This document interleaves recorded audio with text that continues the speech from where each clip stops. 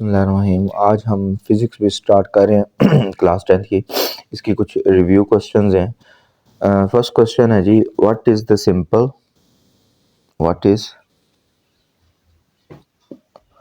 Simple harmonic motion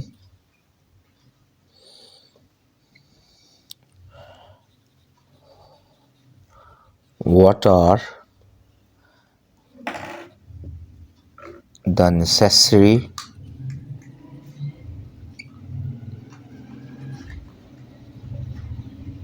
conditions for a body to execute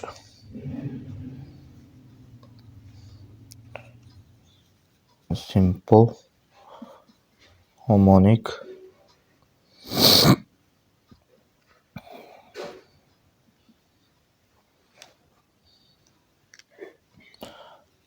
motion।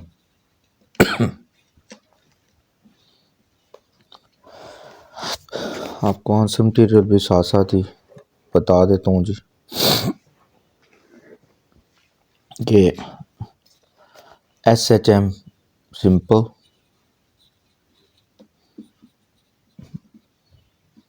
Harmonic motion होती क्या है।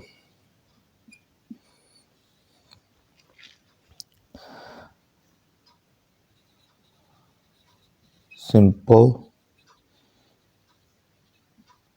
Harmonic motion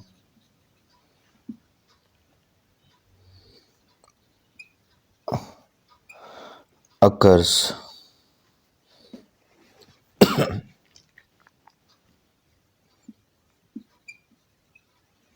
when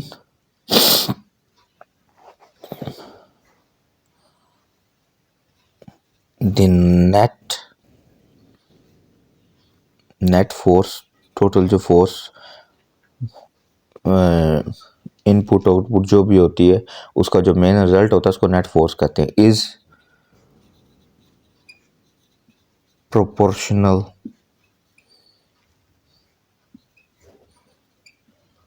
to the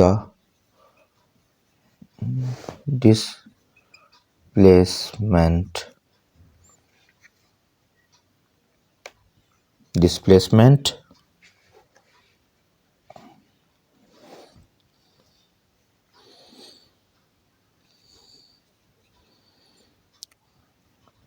from the mean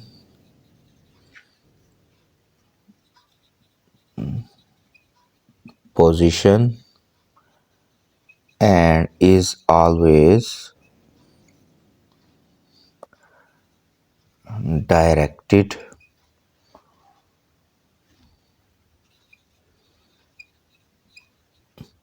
towards the mean position। उसको ज़रा आपको मैं समझा देता हूँ।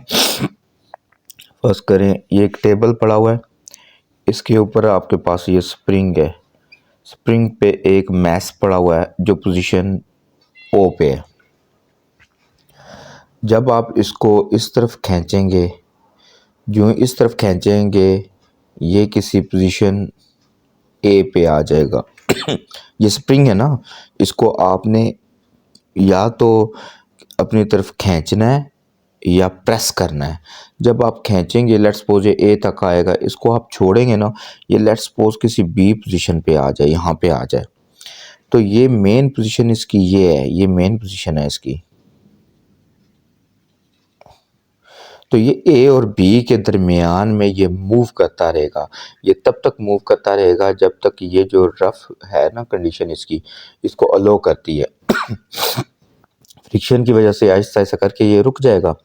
तो ये अब क्या कहते हैं, SHM motion occurs when the net force is proportional to the displacement, कि जितनी आप फोर्स लगाएंगे उतनी इसकी डिस्प्लेसमेंट होगी।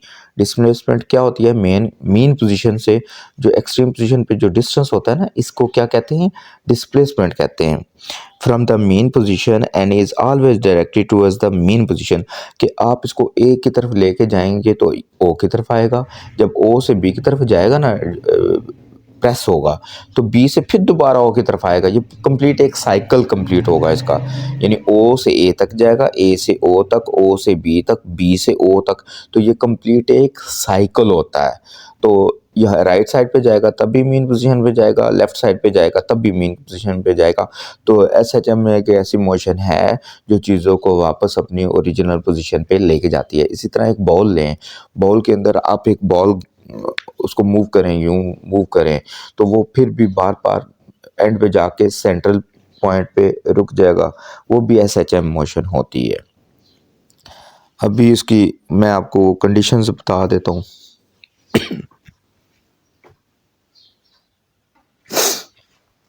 अच्छा, इसकी फर्स्ट जो कंडीशन है ना वो है vibrating body has inertia.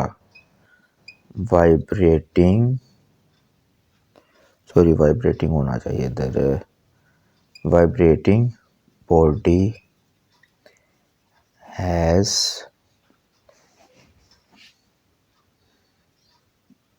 Inertia. Inertia को भी डिस्कस करना पड़ेगा। Vibrating body possess restoring force। अब रिस्टोरिंग फोर्स को भी आपको मैं बताता हूँ ये क्या है। ये कहते हैं फर्स्ट कंडीशन ज़रा देखें, ये कहते हैं vibrating body has inertia. Inertia क्या होता है? इनर्शिया एक रेजिस्टेंस होती है, एक मज़ामत होती है। मोशन के अगेंस्ट भी हो सकती है, रुकी हुई चीज़ के भी अगेंस्ट हो सकती है। फर्स्ट करें, एक पंखा आप लगाने की कोशिश करें ना, ऑन करें ना, तो ये वो पहला थोड़ी देर लगाता है ऑन होने में, यानी वो रुका हुआ था, वो अपनी ज़िद में था कि मैं नहीं चलूँगा। बिजली उसको चलाती है, मोशन में लेके आती है। अच्छा, दूसरा क्वेश्चन है जी, ये कहता है think of several examples in everyday life that are simple harmonic motion. हमारी डेली लाइफ में कौन सी एसएचएम मोशंस हैं? The common examples are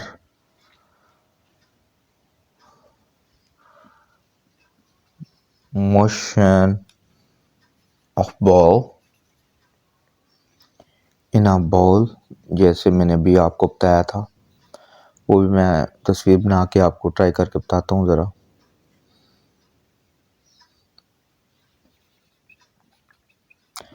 motion of swing,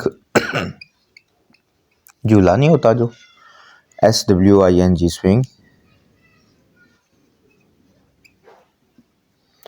motion of simple pendulum,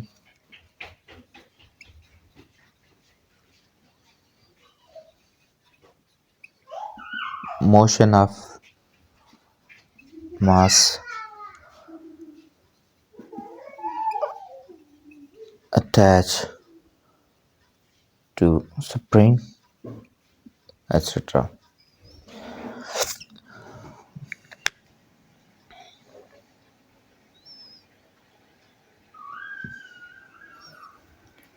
आप लोगों को ये आवाज़ आ रही होगी जैसे कोई पानी बह रहा है। अल्हम्दुलिल्लाह इमाम हुसैन के नाम का जो बोर करवाया था, ये लोग अल्हम्दुलिल्लाह सुबह शाम इसका फ़ायदा उठाते हैं। अल्लाह ताला मुझे और आप लोगों को भी नेकी करने की तौफीक अता फरमाए और हदायत दिए रखे। अच्छा, ये सेकंड था question, think of several examples in everyday life that are simple harmonic. देखें, common example are motion of ball in ball. एक जो बॉल होता है ना, उसके अंदर अगर बॉल रखें वो यूं मूव कर रहा हो, तो वो जो एग्जांपल होती है ना वो भी सिंपल हार्मोनिक मोशन की होती है। मैं ठहरे एग्जांपल ट्राई करके, अब एग्जांपल के तौर पे देखें, ये बॉल है, मुझे बड़ा बॉल नहीं मिला लेकिन गेंद बड़ा मिल गया है। ये देखें, यहाँ से अगर मैं इसको छोड़ूं, देखें ये यूं मूव करके मेन पोजीशन पे गया, मेन पोजीशन से यहाँ पे जाएगा, यहाँ से वापस आएगा, यहाँ से वापस आएगा। ये देखिएगा, मेन पोजीशन पे रुक गया ना, ठीक है। फिर से देख लें, ये यूँ मूव करके मेन पोजीशन पे रुक गया। तो ये जो मेन पोजीशन पे रुका है, ये किसकी वजह से रुका है? इनर्शिया की वजह से रुका है। ये देखें,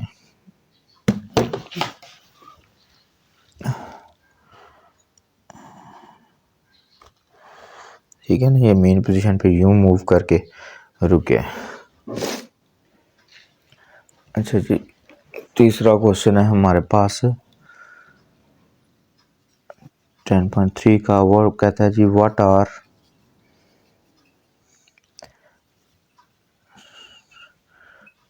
damped oscillations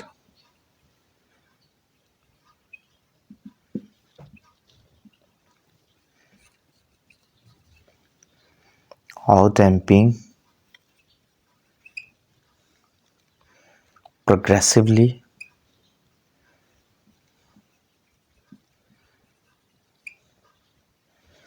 reduces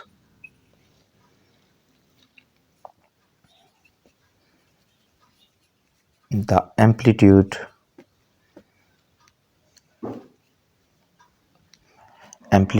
of the oscillation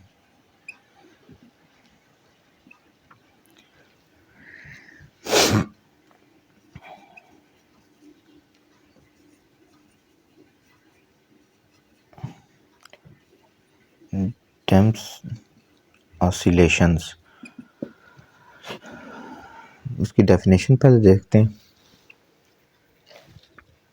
फिर आपको उसको बारे में समझाते हैं। दी oscillations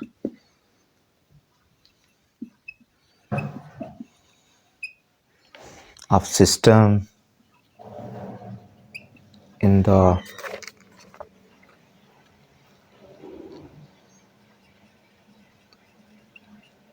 presence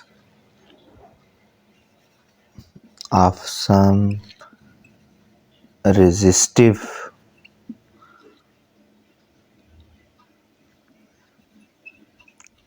force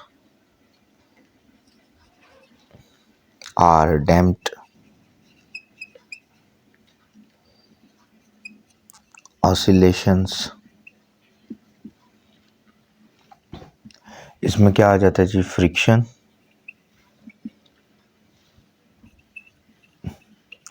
reduces the mechanical energy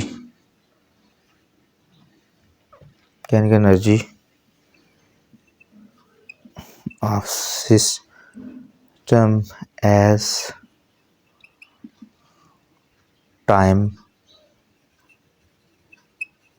passes and motion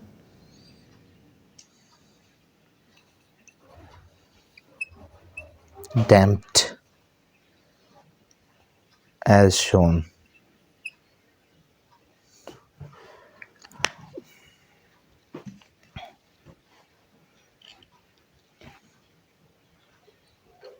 फिर से एक दफ़ा पढ़ लेता हूँ क्वेश्चन, फिर आपको इसकी डायग्राम बना के बताता हूँ क्या है जी। ये कहता है, what are damped oscillations, how damping progressively reduces the amplitude of the oscillation। ये कहता है कि पहले तो बताए ना, ये damped oscillation होती क्या है, ये आहिस्ता आहिस्ता कैसे ख़त्म होती हैं। damped oscillations, the oscillations of system in the presence of some resistive force are damped oscillation। अच्छा जी, नेक्स्ट हमारा 10.4 क्वेश्चन है। ये क्या कहता है? ये कहता है, how can you define the term wave, elaborate the difference between the mechanical and electromagnetic waves, give the examples of each. सबसे पहले तो हम डिफाइन करते हैं ना वेव के बारे में। सिंपल वर्ड एक याद रखें, ये एक डिस्टर्बेंस होती है जो किसी भी मीडियम में जनरेट की जा सकती है या होती है। A wave is a disturbance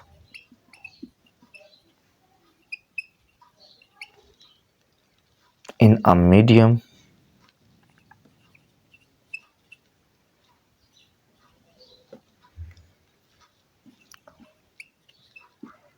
which cause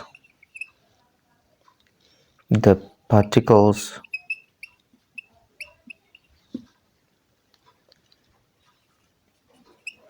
of the medium to undergo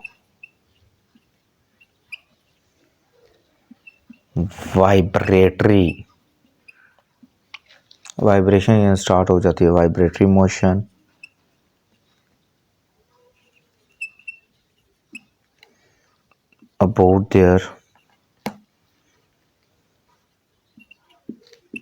about their mean position in equal intervals of time. देखें, अभी बॉल की आपको एग्जांपल दी थी कि उसमें जो बॉल है वो इक्वली यूं मूव करता है, वो भी एक वेव की फॉर्म बनती है। स्प्रिंग वो भी एक वेव की फॉर्म बनती है, एक मीडियम में तब्दीली आई है। पानी की लहरें जैसे ऊपर नीचे होती हैं, वो मीन पोजीशन ये है, इससे ऊपर नीचे होती रहती हैं, वो भी एक वेव है। तो वेव की क्या डेफिनेशन होगी जी? A wave is a disturbance in a medium which cause the particles of the medium to undergo vibratory motion। उसमें वाइब्रेशन स्टार्ट हो, पानी भी ऊपर नीचे होता है, वाइब्रेशन होती है। आपका स्प्रिंग भी आगे पीछे होता है, वो भी वाइब्रेशन होती है। जो बॉल है एक मीन पोजीशन की ये मूव होता है, ये भी वाइब्रेशन होती है। About their mean position is equal interval of time. ये नहीं है कि इधर जाके 10 मिनट लगाए और जब मीन पोजीशन से जाए इधर 6 मिनट लगाए, नहीं, वो इक्वल इंटरवल में जाएगा। अभी हम नेक्स्ट क्या करना है जी? मैकेनिकल इलेक्ट्रोमैग्नेटिक में भी डिफरेंस बताना है। इसके साथ ही कर दूं, ट्राई करता हूँ इसके साथ ही हो जाए। डिफ्रेंशिएट कर देते हैं। मैकेनिकल इधर लिख लेता हूँ, मैकेनिकल वेव्स और इलेक्ट्रोमैग्नेटिक वेव्स। ये क्या होती है? चलिए इलेक्ट्रोमैग्नेटिक वेव्स तो पहले बता देते हैं। Waves which require no medium, इनको मीडियम की जरूरत ही नहीं होती फॉर देयर प्रोपेगेशन, इनको मूव करने के लिए, इनके इशात के लिए ज़रूरत नहीं होती। आर कॉल्ड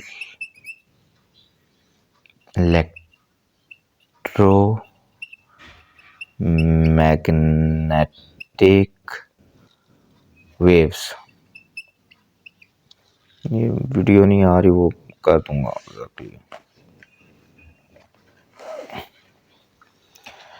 एग्जांपल इसकी देख लेते हैं जी, क्या है।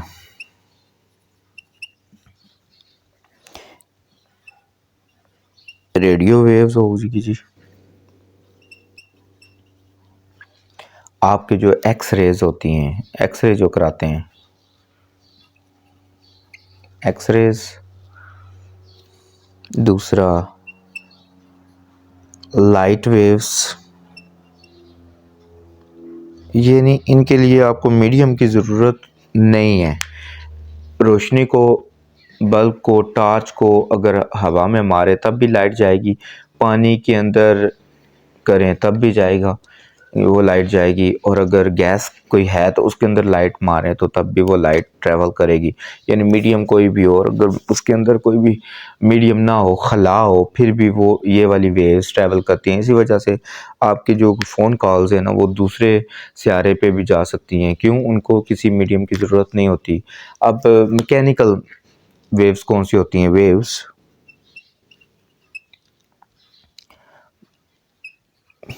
which require any medium for their propagation. Propagation होता है अशात उसके मूव करना. Propagation are called mechanical waves. Example क्या है जी इसकी? Water waves. पानी होगा तो वेव्स पैदा होंगी वरना नहीं होंगी. Sound waves.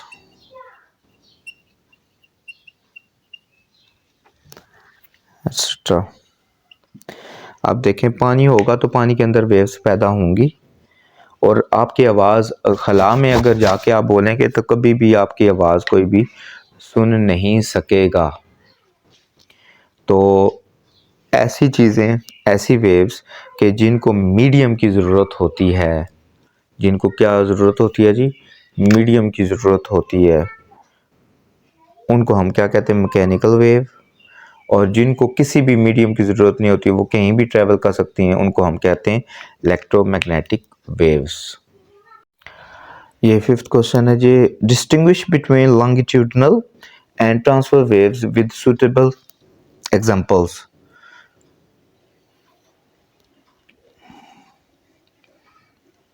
आंसर देखते हैं जी. लॉन्गिट्यूडनल वेव्स और दूसरा क्या है जी? Transverse waves.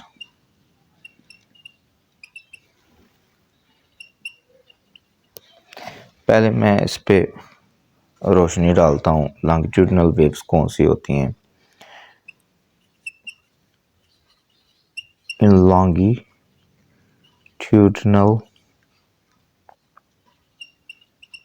waves, the particles of medium move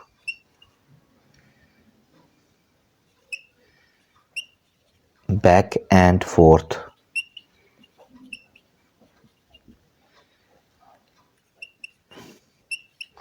along the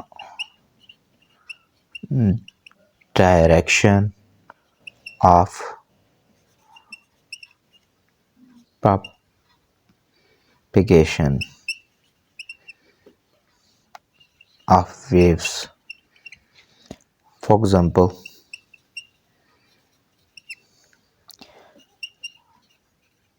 sound waves, etc. अच्छा, साउंड वेव भी आप कह सकते हैं, स्प्रिंग वेव भी कह सकते हैं, एक्सेट्रा. जैसे एक स्प्रिंग है,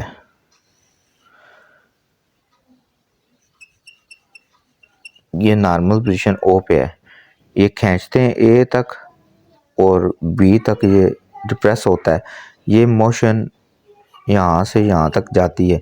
इसकी मोशन भी उसी तरफ होती है लॉन्गिट्यूड में जिधर उसने मूव किया हुआ है, आगे पीछे नहीं होती. अब हम और जो साउंड होता है ना वो भी इसी तरह मूव करता है. ठीक है. नेक्स्ट है जी transverse wave.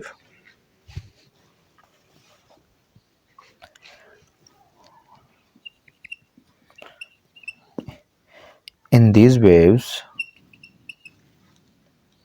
the motion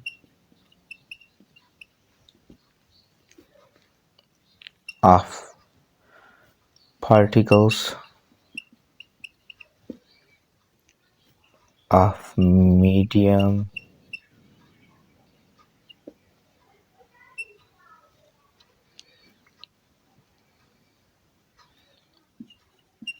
perpendicular to the motion of wave. जैसे एग्जांपल क्या है जी? लाइट वेव और दूसरा वाटर वेव, पानी के अंदर जो वेव होती है ना उसको कहते हैं। अब देखें गेंद के बारे में भी कह सकते हैं हम। एक गेंद को आपने यूं फेंका, फर्ज करें यूं फेंका है, ये यूं ऊपर फेंका है, ये यूं करके, ये मीन पोजीशन है, ठीक है ना। ये यूं करके यूं करके यूं करके चलते चलते वो सीधा स्मूथ होता है, लेकिन उसकी मूवमेंट जो है ना जिस तरफ ट्रैवल कर रहा है उस पे है, लेकिन ये परपेंडिकुलरली बिल्कुल 90 के एंगल से ऊपर भी जाता है, नीचे भी आता है, ऊपर नीचे आके फिर आगे यूं ऊपर नीचे आके फिर आगे मूव करके चला जाता है। इस तरह लाइट वेव्स भी इसी तरह होती हैं। वाटर वेव्स भी आपको पता है, ये वेव बड़ी समंदर में आती है, फिर छोटी होती जाती है, छोटी होती जाती है। स्प्रिंग का भी इसी तरह हो सकता है, स्प्रिंग का नहीं हो सकता, ये वाटर वेव भी होगी इस तरह की। और आपके पास जो गेंद ऊपर आपने उछाला हुआ है वो भी यूं मूव करके आगे जाके रुक जाता है, मेन पोजीशन पे आ जाता है। ये भी उसकी एग्जांपल है। बड़ा मजे का ये क्वेश्चन आया है जी। ये कहता है draw transfer wave with an amplitude of 2 centimeter and a wavelength of 4 centimeter, label a crest and a trough on the wave। मैं एक लाइन ड्रा कर लेता हूँ। लेट्स सपोज ये जो डिस्टेंस है ना ये 2 सेंटीमीटर का है, ठीक है ना। ज़ाहिर बात है नीचे वाला का भी इतना ही होगा, ये भी 2 सेंटीमीटर का। ये जब नेक्स्ट ट्रेवल करेगा ये भी उतना ही है। ये फर्स्ट करें ये तीनों बराबर हैं,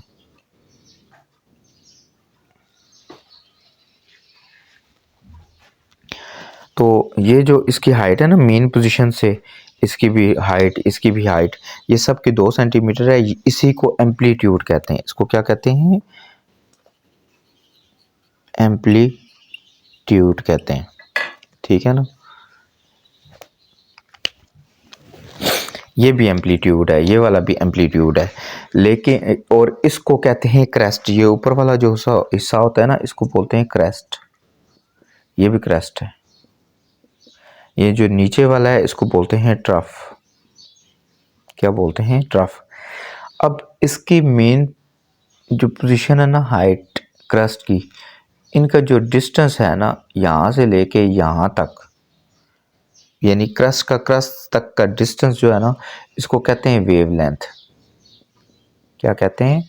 वेवलेंथ। इसको लैम्डा से जाहिर करते हैं। क्रस्ट का क्रस्ट के साथ कर लें या ट्रफ का ट्रफ के साथ कर लें, उसको क्या कहते हैं? वेवलेंथ। अगर आपकी यही चीज़